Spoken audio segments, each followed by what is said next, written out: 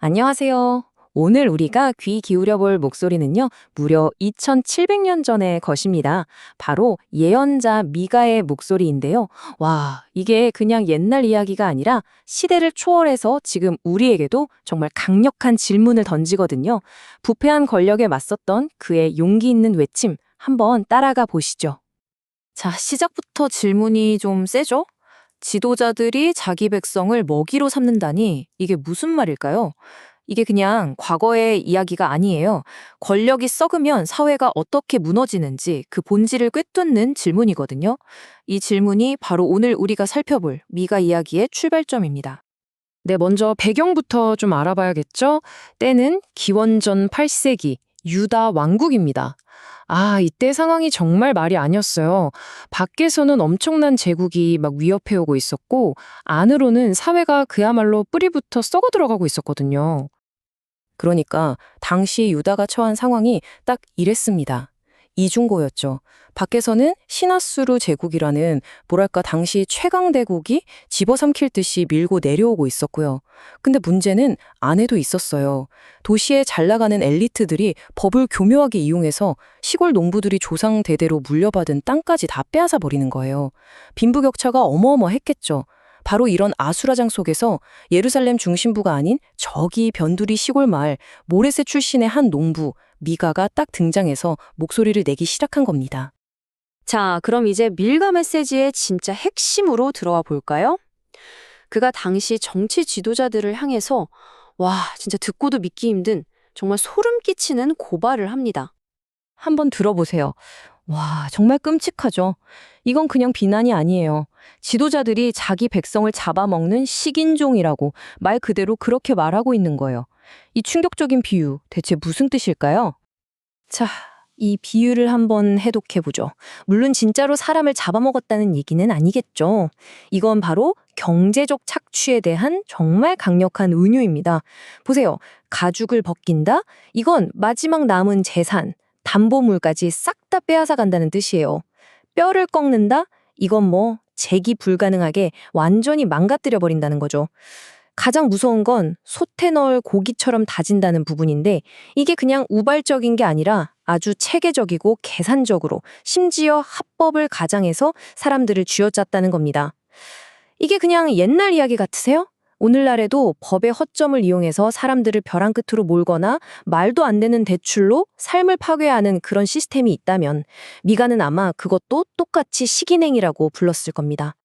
그럼 이 지도자들이 되게 뭘 저버린 걸까요?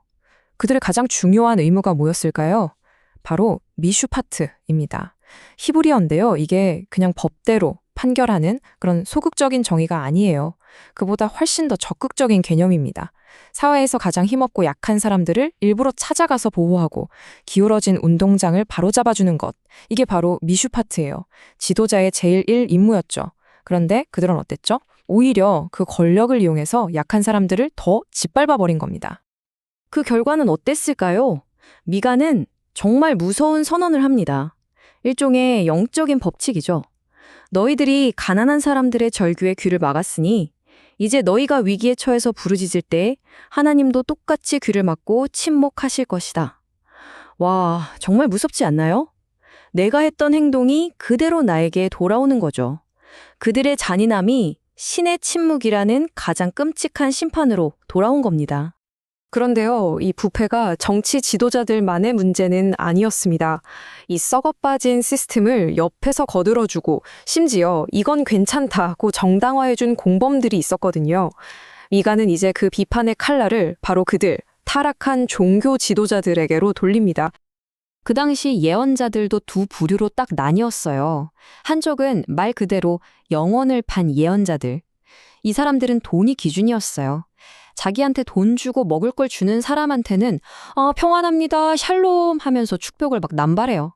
근데 돈을 안 준다? 그럼 바로 태도가 싹 바뀌어서 신의 이름으로 거룩한 전쟁을 선포하고 저주를 퍼붓는 거죠. 결국 자기 배 채우려고 신의 이름을 팔아먹은 거예요. 하지만 미가는 어땠을까요? 그는 돈 같은 거랑 상관없이 오직 하나님의 영 그리고 정의와 용기로 똘똘 뭉쳐서 이 썩은 시스템 전체에 대고 진실을 외친 겁니다. 정말 다르죠? 자, 이제 이야기가 정말 클라이맥스로 치닫습니다. 미가가 이제 뭘 건드리냐면요. 당시 사람들이 이것만은 절대 무너지지 않아 라고 철석같이 믿고 있던 아주 위험하고 오만한 믿음, 그 심장부를 정면으로 겨냥합니다. 당시 지도자들이랑 기득권층이 입버릇처럼 외우고 다니던 말이 있었어요. 바로 이겁니다. 하나님이 우리와 함께 계신다. 이 성전에 계시니 우린 절대 망하지 않아. 어때요? 자기들이 무슨 짓을 하든 성전이 있으니까 괜찮다는 거죠. 이건 뭐 신을 자신들의 악행을 가려주는 방패막이 아니면 그냥 행운의 부족 정도로 생각한 아주 뒤틀리고 오만한 믿음이었어요. 바로 그 거짓된 안도감, 그 오만의 한복판에 미가가 이 폭탄 같은 예언을 던져버립니다. 바로 너희 때문에 시온은 밭처럼 갈아엎어지고 예루살렘은 돌무더기가 되고 저 거룩하다는 성전 언덕은 그냥 잡초만 무성한 폐허가 될 것이다. 와, 그들이 가장 자랑스러워하고 신성하게 여겼던 모든 것이 바로 그 성전까지 완전히 무너질 거라고 선포한 겁니다. 여러분, 이게 당시 사람들에게 얼마나 충격적인 말이었을지 상상이 가시나요? 이건 그냥 너희 벌 받는다 수준의 경고가 아니에요. 이건 신성 모독이었어요, 말 그대로. 왜냐하면 하나님의 집이라고 불리는 성전이 그것도 다른 이유도 아니고 바로 자기네 지도자들의 불의 때문에 통째로 사라져버릴 수 있다? 이런 생각은 그들의 머릿속에 아예 존재하지도 않았던 상상조차 불가능한 이야기였던 거죠. 세계관이 무너지는 충격이었을 겁니다. 그런데 놀라운 건 미가의 이 엄청난 예언이 그냥 한 번 외치고 사라진 게 아니라는 겁니다. 오히려 시간이 흐를수록 더 강력한 메아리가 되어서 역사의 중요한 순간마다 계속해서 울려 퍼졌습니다. 이 타임라인을 한번 보세요. 정말 기가 막힙니다. 먼저 미가가 예언하고 나서 약 100년이 지났어요. 예레미야라는 또 다른 예언자가 미가랑 똑같은 말을 했다가 죽을 위기에 처합니다. 그때 마을 어른들이 나타나서 잠깐 100년 전에 미가도 똑같은 예언을 했지만 왕이 그를 죽이지 않았다면서 바로 이 미가서 3장 12절을 인용해서 예레미야를 살려줘요. 한 구절이 사람을 살린 거죠. 그리고 시간이 더 흘러서 기원 후 135년경 로마 제국이 진짜로 성전을 파괴해버렸을 때 위대한 랍비 아키바는 절망하지 않았습니다. 오히려 그는 미가의 파괴 예언이 이루어진 걸 보면서 그렇다면 회복에 대한 예언도 반드시 이루어지겠구나 하고 이걸 희망의 증거로 삼았어요. 그리고 예수님 시대에 와서도 마찬가지였습니다. 예수님도 미가처럼 당시의 부패한 성전 시스템을 강하게 비판하시면서 그 종말을 예고하셨죠. 보세요.